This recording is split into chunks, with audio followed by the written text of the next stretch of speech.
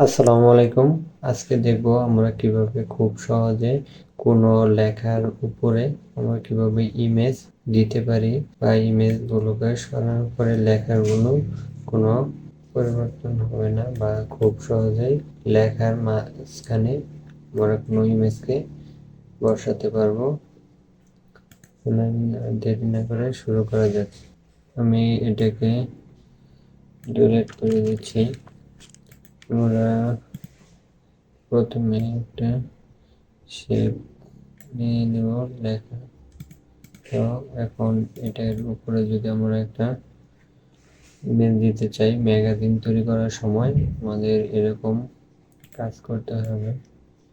যার সময় আমি এখানে ইমেজটাকে দিয়ে দিচ্ছি।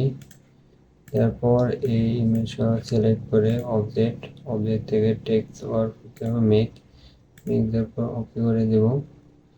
তারপর এখন এটাকে আবার সিলেক্ট অবস্থায়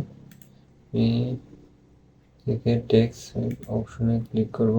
এটাকে আমি যদি বাড়িয়ে দিই, দেখেন খুব সাইড থেকে টেক্সটগুলো সরে যাচ্ছে। টেক্সটের যে কোনো জায়গায় আমি বসিয়ে দিতে পারবো, ঠিক সেই জায়গায় আমাদের টেক্সটগুলো সরে যাবে। আমরা বিভিন্ন পত্রিকায় দেখে থাকি বিভিন্ন ইমেজ সাইডে লেখা, এগুলো এভাবেই তৈরি করা হয়। এখানে আমি যে জায়গায় রাখতেছি সেই জায়গা থেকে টেক্সটগুলো বেড়ে যাচ্ছে। ভিডিওটি ভালো লাগলে অবশ্যই লাইক কমেন্ট শেয়ার করবেন এবং আমার ইউটিউব চ্যানেলে নতুন হয়ে থাকলে সাবস্ক্রাইব করবেন।